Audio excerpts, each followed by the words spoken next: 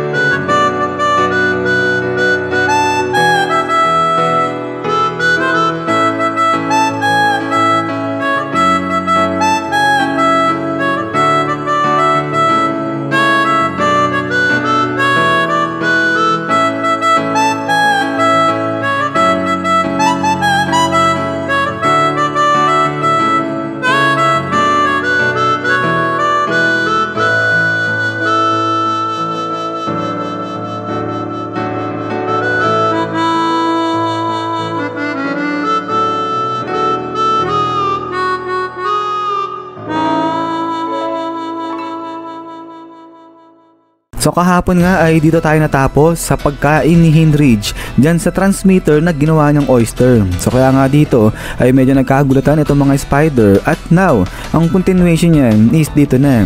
So eto ay pagkatapos nga lunukin ni Heinrich itong transmitter na oyster ay binibigay niya na itong receiver dyan sa mga phantom troop. At ang sabi niya nga dyan, eto yung receiver, hindi nito mabibigay sa kanila yung pinaka-exactong location kung nasan yung transmitter, pero may bibigay raw nito yung distance at saka yung rough direction kung paano nga pumunta dun sa may transmitter. At dito ay tuloy pa ngayon ni Heinrich. So ganito, habang papalapit sila dyan sa location ng transmitter, yung interval ng tunog o ng beep sound mas nagiging maiksi at mas tumataas yung pitch ng tunog. At maliban pa dyan, yung bright color na red ay mas tumitingkad yan. At pagdating naman sa signal ay nakaka-receive ng signal itong receiver na to within 1 kilometer. So yan yung limitation ng receiver na to. Pero take note nga raw kasi hindi na detect ng receiver na to yung elevation. So kunyari, ibig sabihin ay gumamit ka ng elevator ganyan, hindi malalaman ng receiver na to kung umaakyat ka o bumababa. So kaya nga ang ibig sabihin nga raw nito, once na yung tunog ay sinasabi na malapit ka na dun sa may transmitter, tapos yung direction ay unstable nga raw, ang ibig sabihin nun, yung transmitter ay it's either nandun sa itaas mo o kaya nasa ibaba mo. At so ganyan siya nag-work. At then after nga niyan ay dito tuloy pa ngayon ni Heinrich bago siya pumasok sa may pintuan na to dito sa trap ay kapag naging unlucky nga raw siya o hindi siya naging maswerte at patayin siya at i-dissect yung katawan niya, ay gagawa raw siya ng paraan kahit papano para maiwan yung transmitter doon sa location na yon. But then ay after nga niyan ay dito tuluyan ng umalis etong si Heinrich at after niyan ay dito usap ngayon etong mga phantom troop natin. At so dito sabi nga ni Nobunaga, yung lalaki na yon, sinasabi niya kung ano yung mga dapat gawin at siya mismo yung gumagawa. Gusto ko siya, sabi niyang ganyan. Pero eto nga, biglang salita eto si Finks at ang sabi niya nga dyan, teka lang, nag-react na itong receiver. At eto nga, kung pagbabasihan nga raw ngayon yung kulay na natatanggap nila dito sa receiver ay nasa between 500 meters hanggang sa 1,000 meters etong location ngayon ni Heinrich. So tanong sila ngayon, ganun kahaba ba itong black whale na to? So ang sabi nga dito, yung pagdating sa width neto ni black whale nasa 1,500 meters yan. yan. At yung sa length naman ay nasa 800 meters. So ang lupit. Di ko alam kung sino sumagot yan kung baka itong si Phaeton siguro. But then after nga yan ay dito tuloy ngayon neto ni Phaeton na okay sige, punta muna sila dyan sa pinaka-center ng tier 3 kasi kapag nandiyan nga raw if ever man yung hideout ng Haley family ay mas titingkad yung kulay pulang signal o bar dyan sa may receiver. So ito sagot si Finks at ang sabi niya nga dyan, pero kung nasa opposite side naman itong hideout ng Haley family ay di ba hindi magbabago yung kulay, sabi niya ganyan. Pero ito nga sagot si Nobunaga at ang sabi niya nga dyan na oo, hindi nga magbabago yung kulay ng receiver pero lagpas na rin kasi yun ng 1,000 km kaya una pa lang hindi na talaga sila makaka-receive ng signal, sabi niya ganyan. At ito nga bugok nga raw itong si Finks, sabi niya ganyan. So kaya ito nagalit tuloy hinay blood itong si Finks at ayan medyo away na naman itong dalawa. Pero yun nga mas magaling mag-analyze itong si Nobunaga ibig sabihin kaysa dito kay Finks. Pero salita itong si Phaeton at ang sabi niya nga dyan na dapat daw talaga yung isa dito sa kanila kay Nobunaga sa kay Finks maglaho na So ayan medyo kulit-kulit na lang konti para dito sa Phantom Troop natin. But then ay after nga niyan is talo na ulit dito kay Hinrich at napunta na nga siya dito sa kwarto na to. So eto na yung hideout ng Haley family at then bam! Dito biglang lagpak etong si Hinrich dyan sa sahig at after nga niyan ay dito unti-unting tumatayo na etong si Hinrich dito sa kwarto. Pero walang tao dito sa kwarto. But then after nga niyan ay dito tayo na itong si Hinrich at nilabas niya na itong kanyang kutsilyo. So ito nagiging alerto na o maingat na itong si Hinrich dyan. But then after nga niyan ay dito tingin-tingin siya dito sa paligid at inoobserbahan niya na nga yan. So dito sa loob-loob ni Hinrich ay itong mga nakikita niyang dugo, mga fresh pangaraw yan kaya dapat na mag-ingat siya. Pero tuloy pa ni Hinrich malamang niyan in-interrogate na ng mga tao dito yung mga biktima at nalaman yung patungkol dito sa ginagawa nila Hinrich na pag-target o pag-hunt dyan sa Haley family. But then maya-maya pa ay dito biglang nakaramdam itong si Hinrich at after nga niyan ay dito dali-dali atras ng mabilis itong si Hinrich at dating ngayon itong lalaki na to at after nga niyan is biglang labas ngayon dito itong si Nobunaga. At so dito salita itong si Nobunaga at ang sabi niya nga dyan, aba walang tao, hindi ganito hindi eto yung in-expect ko, sabi niya ganyan. At eto nagulat si Hinrich at ang sabi niya nga dyan, Nobunaga, anong ginagawa mo dito? Bakit andito ka? Sabi niya ganyan. Sasagot, etong si Nobunaga at ang sabi niya nga dyan, eto, nakipagtulungan ako sa'yo, sabi niya ganyan, nakipag-co-op nga raw siya dyan. But then after nga niyan, ay dito tuloy pa ngayon neto ni Nobunaga na ngayon mas mataas na itong survival rate ni Hinrich kasi nga may kasama na siya. At tuloy pa nga neto ni Nobunaga, yung dalawa, si Phaeton at saka si Finks,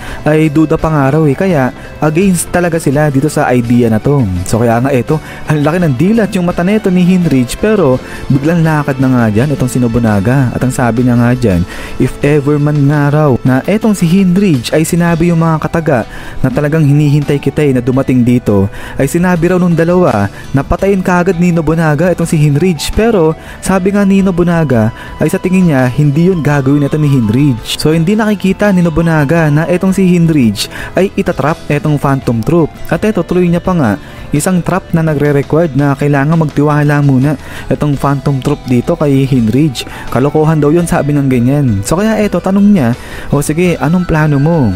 Dapat ba tayo mag-observe lang muna o mag-take ng action, sabi ng ganyan. At so eto question mark etong si Hinrich, hindi pa siya makasagot. But then ay maya-maya biglang tingin, parang sama ng tingin ni Nobunaga dito kay Hinrich. At sabi niya nga dyan, sige ano nga ulit pangalan mo? Kasi nga pasensya na nga raw kasi hindi raw yan pinansin kanina ni Nobunaga nung pinakilala ni Wang itong si Hinrich. At so dito ngiti-ngiti ngayon itong si Hinrich kasi medyo ina-acknowledge na siya nito ni Nobunaga. But then after nga niyan ay dito salita na itong si Hinrich at sinabi niya na nga yung pangalan niya at ang tuloy niya pa dyan na wala silang malalaman kung wala silang gagawin. Kaya naman sa tanong nito ni Nobunaga kung mag-observe sila o mag-take sila ng action, ang sagot nga ni Hinrich dyan, o sige mag-take sila ng action although wala siyang basihan para dyan. So ito medyo ngiti ng konti si Nobunaga at ang sabi niya nga dyan, ayos, yan talaga yung pinaka-best na sagot, sabi niyang ganyan. At so pagkatapos niyan ay dito lakad etong si Nobunaga mag-isa at ito nga medyo natahimik dyan, medyo napahinto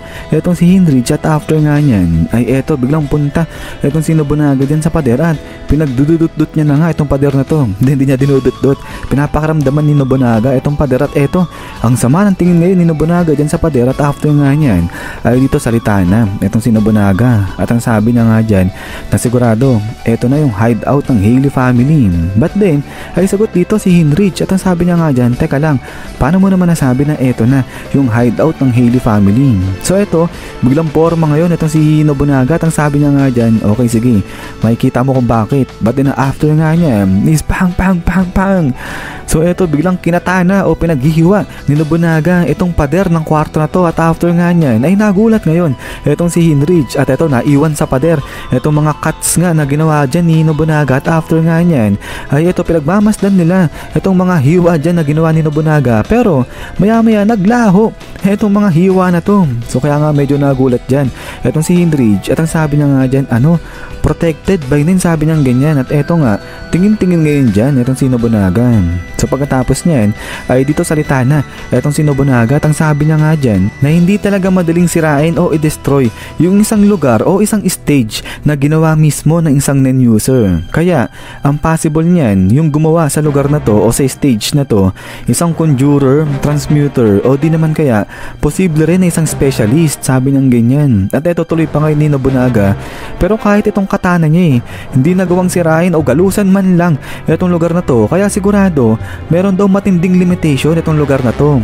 Pero ang ibig sabihin lang din daw niyan na dahil nga sa malakas itong stage na kinalalagyan nila kaya sigurado yung user niyan o yung gumawa niyan nasa malapit lang din, sabi ng ganyan. At so after niyan ay dito nga pinakita na itong si Morena. So parang si Morena ba ibig sabihin yung may gawa dito sa lugar na to o sa stage na to. But then after niyan ay dito nga salita itong si Heinrich at ang sabi niya nga dito na base nga raw sa footage na nakuha niya etong lugar na to ay ginagamit daw ng Haley family bilang passageway. Kaya sigurado yung pinaka-base din ng Haley family nandito lang din malapit. At so dito sagot itong si Nobunaga at ang sabi niya nga dyan na oo, tama itong si Heinrich. At isa pa, dahil nga dyan sigurado yung security dito ay talagang matindi rin. Kaya ang dapat nilang gawin ay talagang hanapin na at puntahan directly itong pinaka-ring leader o yung pinaka-boss, sabi niyang ganyan.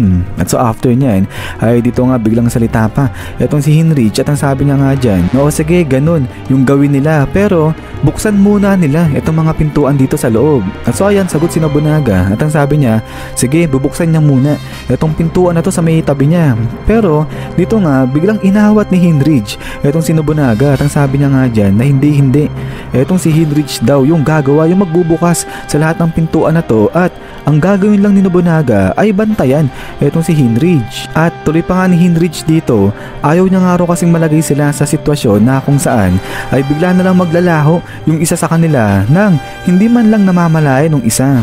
So kaya nga raw if ever man na mangyari yung bagay na yun, at least kahit papano ay malaman nga, makita ng isa kung paano naglaho yung kasama niya at ma-identify rin kung paano nagwo-work yung trap na yun. At so dito ngiti itong si Nobunaga at ang sabi niya nga dyan, okay sige. At so after nga niyan ay dito nga pinagbubuksan na ni Heinrich ngayon itong pinto at eto nga yung nakita nila dyan. So mga CR, shower, mga toilets ganyan etong tatlong pinto na to. At after nyan ay dito nga salita etong si Nobunaga at ang sabi niya nga dyan, kung maghihintay sila ay eventually darating naman yung mga tao ulit dyan at ipagpapatuloy lang nila kung ano yung ginagawa nila. Pero eto nga sagot si Heinrich at ang sabi niya nga dyan, hindi, huwag tayo maghintay, tuloy tayo, sabi niyang ganyan. At so after nga niyan ay dito na, ito na yung pinaka-last na pinto at biglang salita etong si Heinrich at ang sabi niya nga dyan na naniniwala siya na kayang protektahan ni Nobunaga yung transmitter. Pero eto sagot etong si Nobunaga at ang sabi niya nga dyan na i-drop na raw ni Heinrich yung honorifics na ginagamit niya every time na tinatawag niya itong si Nobunaga. Kasi Nobunaga-san yung tinatawag niya nga dito kay Nobunaga. Pero ayan, sagot lang si Heinrich at ang sabi niya nga dyan, okay sige, noted. But then after nyan ay dito nga binuksan na ni Heinrich etong pinto at silip-silip ngayon siya dyan. So dito nga nakalagay, what kind of demons are awaiting them? At then after nyan is yan guys, so hanggang dito lang itong chapter na to. At so ayan, tandem na ngayon etong si Nobunaga at saka etong si Heinrich. Pero ayan guys, ay hintay-hintay lang ulit para nga sa kasunod na chapter na ito ni Hunter natin. At kapag meron ng bagong update patungkol dito sa Hunter ay i-update ko na lang kayo kaagad. So yan guys ulit, maraming salamat sa panonood. panonood. So lagi mag-ingat. God bless niyo lahat at kita-kits tayo ulit.